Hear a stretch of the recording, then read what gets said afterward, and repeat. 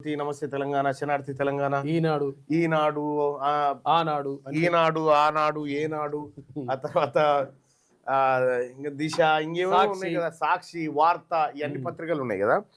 వీటన్ని పత్రికల్ని ఇవాళ ఏం చేసినా తెలుసా, ఈ అన్ని పత్రికలను తీసుకొచ్చి చాట్ జీపీటీకి ఇచ్చిన. ఓకే, చాట్ జీపీటీకి ఇచ్చి అసలు ఈ పత్రికల్లో వచ్చేటువంటి వార్తల పైన నీ విశ్లేషణ ఏంది అని అడిగిన. ఓకే, ఏఐని అడిగితే అది ఒక్కటే మాటలు, ఇవి దొంగ పత్రికలు అని చెప్పింది. ఎంత అంటే ఆ పత్రికల్లో ఎట్లా నిర్ధారించగలిగినావు అని అడిగితే అది ఎంత ఇంట్రెస్టింగ్ విషయాలు చెప్పింది అనుకుంటున్నావు, అవి మీకు షేర్ చేయాలా? అది రికార్డ్ చేయాల్సింది, మళ్ళీ అడితే మళ్ళీ చెప్తుందా? ఈ పత్రికలలో వచ్చినటువంటి గ్రాఫ్లు వేసి ఇచ్చింది. ఇంకా ఓకే ఓకే, ఇవి ఏమేమి చేస్తా ఉన్నాయి అనేది. అయితే ఈ పత్రికలు నేను అడిగింది ఏంటంటే, సో ఇందులో వాస్తవాలు ఈ వార్తాపత్రికలు ఎవరి ప్రయోజనాల కోసం పనిచేస్తున్నాయి, ఇందులో ఏమన్నా వెనకబడిన తరగతులు అంటే బీసీల ప్రయోజనం ఏమన్నా ఉందా, ఎస్సీ ఎస్టీలది ఏమన్నా ఉందా అని అడిగిన. నథింగ్ అని చెప్పింది. మనిషి అయితే అట్లా అబద్ధం చెప్తారు కానీ అదైతే ఉన్నది చెప్తుంది. ఈ పత్రికలు చేసినటువంటి దుకాణం చాలా ఇంట్రెస్టింగ్ దుకాణం ఇది. తెలుగు పత్రికలు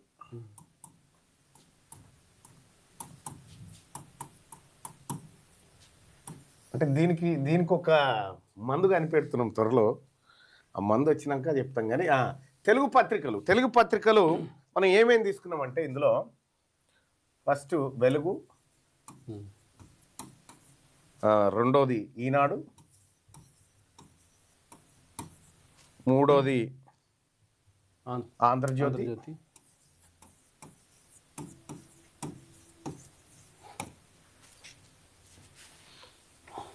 ఆంధ్రజ్యోతి కాదు మూడోది, ఓకే,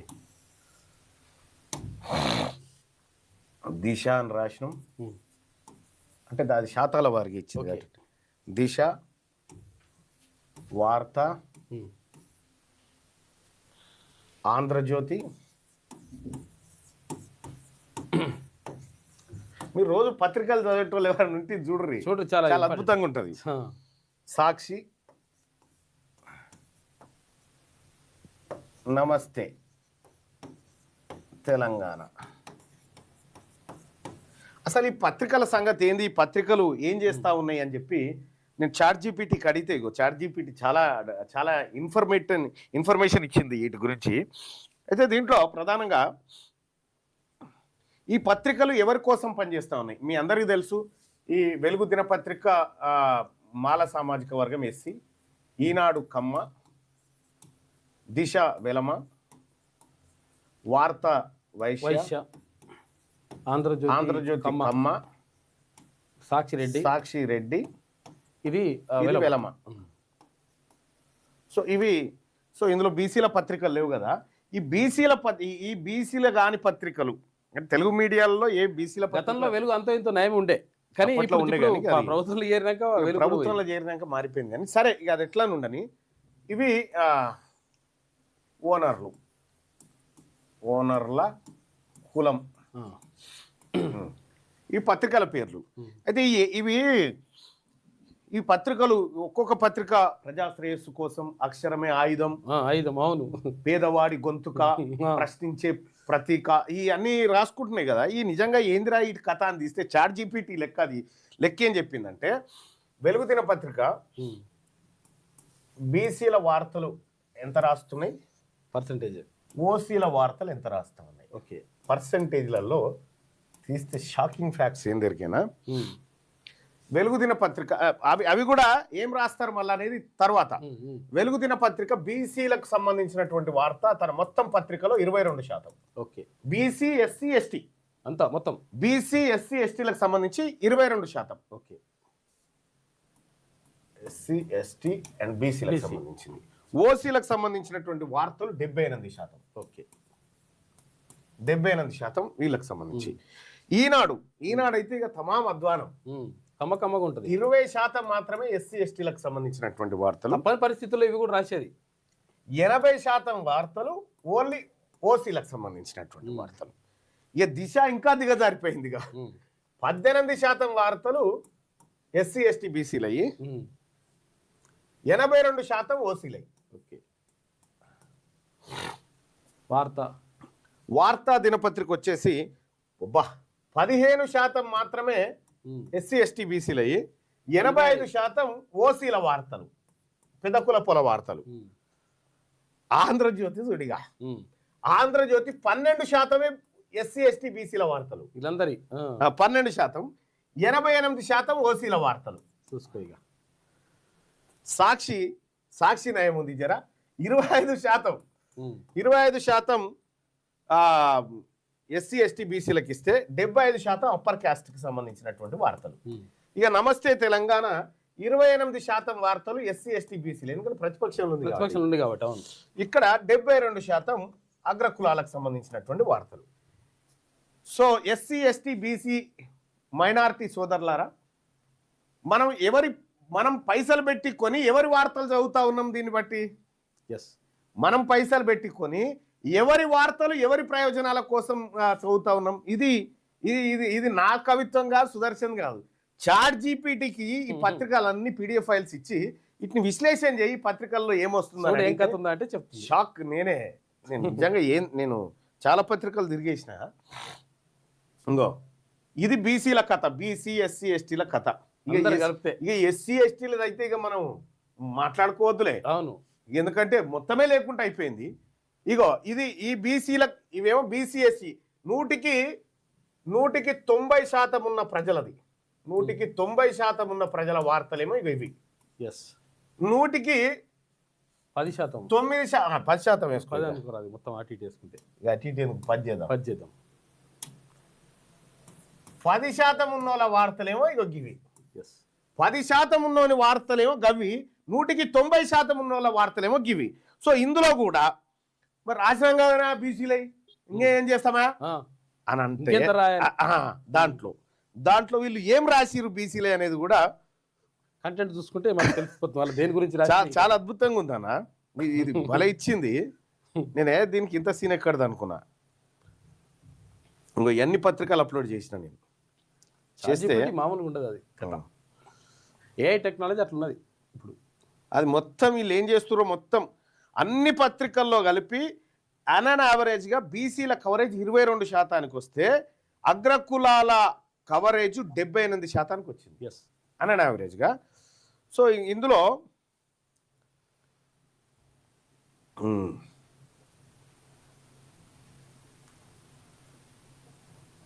బీసీల వార్తలు ఏమేమి వచ్చినాయని చూద్దాం. బీసీల వార్తలు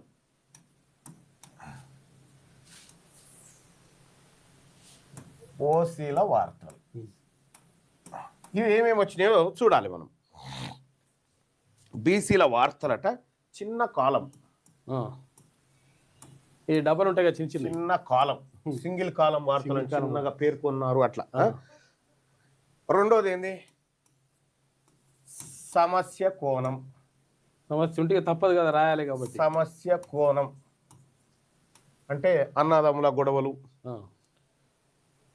పేరు చెప్పకుండా రైతులు ప్రజలు అనే పదాలు. ఓకే, వీళ్ళే పేరు చెప్పకుండా రైతులు ప్రజలు బాధితులు అట్లా బాధితులు ఇదంతా ఈ బ్యాచ్ అన్నట్టు. ఇవి బీసీలకు సంబంధించినటువంటి వార్తలు. ఈ అగ్రకులాలకు సంబంధించినటువంటి వార్తలు ప్రధాన హెడ్లైన్, మెయిన్ హెడ్లైన్ అదే ఉంటాయి. ప్రధాన హెడ్లైన్. రెండోది పెద్ద ఫోటోలు. పెద్ద ఫోటోలు వేస్తారు. పెద్ద ఫోటోలు, అలిగిన పెద్ద ఫోటోనే, నవ్విన పెద్ద ఫోటోనే. ఈడనే ప్రజలు రైతులు ప్రజలు బాధితులు గుంపు. ఈడ స్పెసిఫిక్ సీఎం, మంత్రులు, పార్టీ నేతలు, అంతే. ఇవి అగ్రకులాలకు సంబంధించినటువంటి. సో ఇవి దాదాపు 78% వార్తలు ఇగో ఈ సార్లై.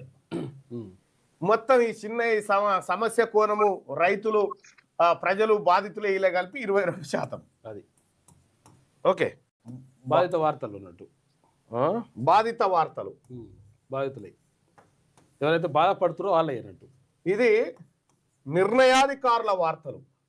పాలితుల వార్తలు అన్నట్టు పాలకులకి ఇవి పాలకులవి ఇవి పాలితులై నిర్ణయాధికార వార్తలు. ఎవరు నిర్ణయిస్తారో వాళ్ళు లెక్క. ఇక ఇది మన పత్రికల కథ. ఇక ఇందులో ఫ్రంట్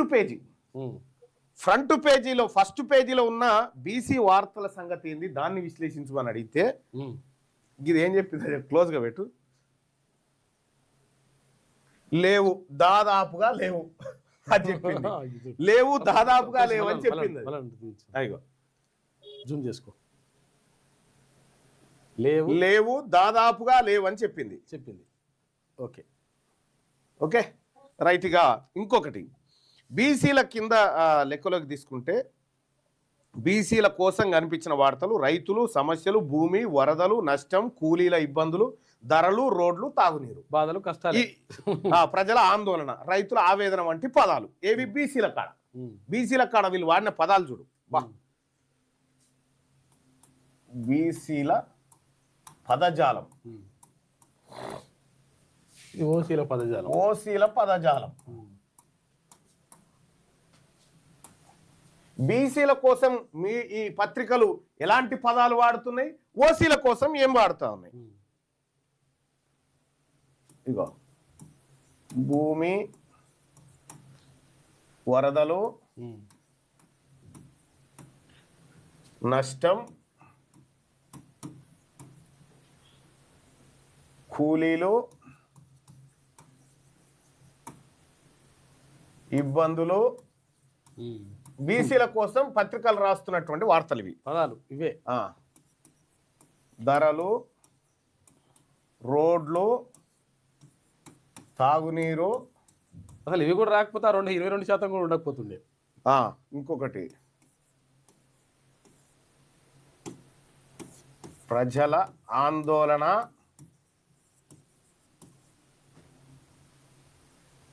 రైతుల ఆవేదన.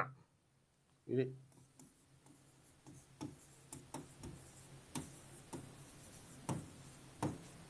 రైతుల ఆవేదన. ఇవి బీసీల కోసం ఈ పత్రికలు ఇలా రాసుకొచ్చినటువంటి. ఇక ఫస్ట్ పేజీలో లేని అత్యంత కీలకమైనవి. ఇంకా పెట్టు, ఇది చూపిస్తుంది చూడు.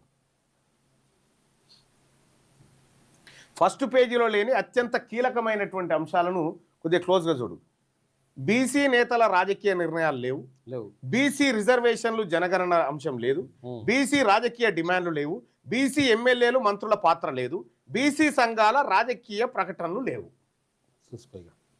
ఓకే, ఇంకేమున్నాయి కదా, ఇవి లేవు. ఇక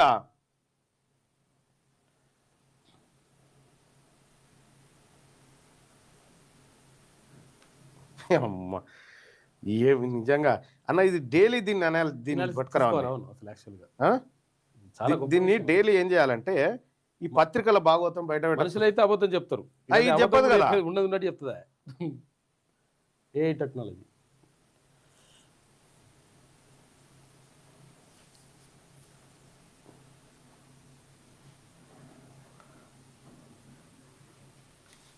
అంటే బీసీలకు ఒక లాంగ్వేజ్, ఓకే, ఓసీలకు ఒక లాంగ్వేజ్. బీసీ వాళ్ళు ఎవరైనా చచ్చిపోతేనేమో మృతి, శవం. మృతి అనేది తర్వాత, మృతి తక్కువనే. ఇంకా శవం, బీసీ వాడు చచ్చిపోతేనేమో శవం, పార్థివ దేహం, పార్థివ దేహం అవుతుంది. పార్థివ దేహం, పార్థివ దేహం. పార్థివ అంటే ఏదో అర్థం కాదు, దేహం అంటే దేహం అంటే. పత్రికలు బీసీ వాళ్ళకు ఏ విధంగా రాస్తాయి, ఈ పేద వర్గాలకి ఈ బీసీ ఎస్సీ ఎస్టీ వాళ్ళు చచ్చిపోతున్నా శవం, డెడ్ బాడీ, శవాన్ని అక్కడి నుంచి తరలించారు. డెడ్ బాడీని ఆయన పార్థివ దేహానికి అవి వేసి అధికారిక లాంఛనాలతో ఇదేమో పూడ్చిపెట్టిరు, శవం పూడ్చిపెట్టిరు, డెడ్ బాడీ తీసుకుపోయారు. అదేమో అట్లా అన్నట్టు. ఈ పత్రికలు మీడియా సంస్థలు అరే ఇది వాళ్ళది శవం అవుతుంది, వాళ్ళది పార్థివ దేహం అవుతుంది. అందుకని శ్రీశ్రీ ఏమంటాడంటే అప్పుడు చెప్తాడు అన్నట్టు, కట్టుకథలకు పెట్టుబడులకు పుట్టిన విషపుత్రికలు ఈ పత్రికలు అంటాడు. కట్టుకథలకు పెట్టుబడులకు పుట్టిన విషపుత్రికలు ఈ పత్రికలు. వాళ్ళ కోసమే రాసుకుంటే అవి మరి అవి పైసలు పెట్టుకొని మన కోసం అయితే. కాకపోతే ఏంటంటే దానికి ట్యాగ్ లైన్లు ఉంటాయి అన్నట్టు. అక్షరమే ఆయుధం, ఆయుధమా, ఇటువంటి అన్ని ప్రజాపక్షం, ప్రజాపక్షం మా లక్ష్యం, అక్షరమే ఆయుధం, ఆయుధం ఇవన్నీ ఉంటాయి. ఈ చూస్తే మీరు ప్రజలారా చాట్ జీపీటీ ఓపెన్ చేసి ఈ పీడిఎఫ్లు అన్ని అప్లోడ్ చేసి ఈ పత్రికల సంగతి ఏందని అడుగురి. ఇంకా నయ్యవు. అప్పుడు ఈ పత్రికలలో లేనప్పుడు మనకు ఫేస్బుక్, తర్వాత వాట్సాప్, సోషల్ మీడియా, ట్విట్టర్ లాంటివి వచ్చినాయి కాబట్టి మనకు చాలా రాస్తున్నాయి. ఇవి కూడా రాసుడు కాదు అందులో వస్తే చదిపోతాయి అని రాస్తే తప్పదు కాబట్టి. అయితే రెండో విషయం ఏంటంటే ఈ పత్రికలకు సంబంధించినటువంటి భాగవతం అంతా సోషల్ మీడియా వచ్చిన తర్వాత బయటపడింది. ఇప్పుడు వీళ్ళు ఎంత రాస్తున్నారు ఏం కథ అనేది అనాలిసిస్ చేయాలంటే కష్టం కదా. దేవుని పుణ్యాన చాట్ జీపీటీ, గ్రాక్, జెమిని ఇటువంటివి వచ్చినాయి. దీంతో అలా వారేసి దీని సంగతి ఏందో స్కాన్ చేయమంటే మొత్తం స్కాన్ చేసి పక్షపాతం ఉండదు. అలా మీ సైడ్ చెప్పాలి, నా సైడ్, మీ సైడ్ నా సైడ్ లేదు, రూల్ లేదు దానికి. ఓసీల గురించి వాడేటియో అవి పార్థివ దేహాలు. ఇది ఇగో ఓసీల గురించి పర్యటన సంప్రదింపులు, టూర్లు, విస్తృత స్థాయి సమావేశాలు. ఇగో ఈ పదాలేమో ఓసీలే. ఇక బీసీలో ఏమో ఇక ఈ పదాలు: భూమి, వరదలు, నష్టం, కూలీలు, ఇబ్బందులు, ధరలు, రోడ్లు, తాగునీరు, ప్రజలు, ఆందోళన, రైతుల ఆవేదన, శవం. ఇక ఇంకా ఏమన్నంటే బీసీలకు సంబంధించి అన్నను చంపిన తమ్ముడు, తమ్ముడు కింద గిత్త రాస్తాడు మద్యం మత్తులో అంటాడు. ఇక్కడ కేసీఆర్ ఇంట్లో అలజడి. ఇదేం అర్థం కాదు. అలజడి అవుతుంది అంతే. ఈ పత్రికలు అలజడి కాదు, నిప్పులు చెరుక్కున్న చెల్లెళ్ళు. వీళ్ళు తాగే తన్నుకుంటారు, వీళ్ళు తాగే తన్నుకుంటారు. వాళ్ళదేమో గట్లుంటది, వీళ్ళదేమో గిట్లుంటది. నిప్పులు చెరుగుతారు వీళ్ళు. ఇంకా గమ్మత్ ఏంటంటే అప్పుడు గతంలో బాలకృష్ణ బెల్లంకొండ సురేష్ మీద కాల్పులు జరిపిండు చూసినావా? వాళ్ళ ఇంట్లో బాలకృష్ణ ఏం చేసిండు, బెల్లంకొండ సురేష్ మీద కాల్పులు జరిగింది. నిర్మాత బెల్లంకొండ సురేష్ మీద కాల్పులు జరిగినాయి. కాల్పులు జరిగితే బెల్లంకొండ సురేష్ కు గాయాలైనాయి, ఇంకొక ఆయన గాయాలైనాయి. ఎవరు దవాఖానలో పడాలి? గాయాలైన వాళ్ళు పడాలి. గాయాలైనోడు కదా. కానీ బాలకృష్ణ దవాఖానలో పడ్డాడు నిమ్స్ లో. మళ్ళా ఆకర్ల సుబ్బారావు అని డైరెక్టర్ ఉండే. ఈ బాలకృష్ణ దవాఖానలో పడితే నిమ్స్ డైరెక్టర్లు వచ్చి హెల్త్ బులెటిన్ విడుదల చేస్తారు. ఎవరి బాలయ్య బాబు ఇప్పుడు ఏం మాట్లాడే పరిస్థితిలో లేడు అని. కాల్చిన హెల్త్ బులెటిన్ వాడు కాల్చి గాయాలైనోడేమో ఆడ కాల్చినోడు దవాఖానలో పడ్డాడే. మీరు చూడురు పత్రికలు. ఈనాడు పత్రిక ఆవేదన, ఆంధ్రజ్యోతి పత్రిక ఆందోళన బాలయ్య ఆరోగ్యం పట్ల. ఇప్పుడే చెప్పలేము. విషయం ఏంటంటే ఇది ఎట్లా బయటపడ్డదంటే ఈయన నిమ్స్ అధికారులు ఆయన హెల్త్ బులెటిన్ విడుదల చేస్తారు. హెల్త్ బులెటిన్ విడుదల చేస్తుంటే పక్కపొంటి లక్ష్మీపార్వతి గారు పోయి పరామర్శించారు, వచ్చిరు. ఇలా హెల్త్ బులెటిన్ అయిపోగానే ఆమె ఇటు వచ్చింది. ఇటు రాగానే ఇప్పుడే మాట్లాడినా బాబు, ఈయననేమో ఇప్పుడే చెప్పలేకపోతున్నాం, మాట్లాడతలేడని ఈయన అనగానే ఆమె వచ్చి ఇప్పుడే మాట్లాడినా బాబుతోటి బాగానే ఉన్నాడు. ఈ పత్రికలలో వచ్చే వార్తలు, ఈ ఛానళ్లలో ఇప్పుడు ఛానళ్లను కూడా అనాలిసిస్ చేయాలి డైలీ. ఇది ఒక ఇది ఖచ్చితంగా పెట్టాలి, ఇది పెట్టాలి. చూడు ఇవాళ ఏం చేసిన పత్రికలు, ఏ ఛానల్ ఏమేమి వస్తా ఉంది, వీటన్నిటిని కూడా మీ ముందుకు తీసుకొచ్చే కార్యక్రమం చేస్తే. ఎందుకంటే ఈ పత్రికల బట్టలు ఇప్పకపోతే ఇవి ఏం చేస్తున్నాయో మనకు తెలియదు. ఇవి చెప్పేటువంటి విషయం అంతా ప్రజల్లోకి పోయే ప్రమాదం ఉంటుంది. కాబట్టి ఇంకా వీలైతే నేను ఇంకా కొంత అనాలిసిస్ చేస్తా దీని మీద.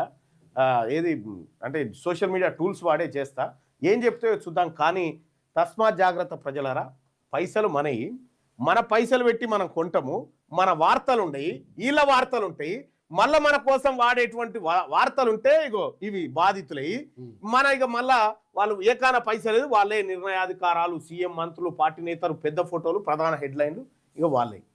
తస్మాత్ జాగ్రత్త. ఏ పత్రిక మనది కాదు, ఏ టీవీ కూడా మనది కాదు.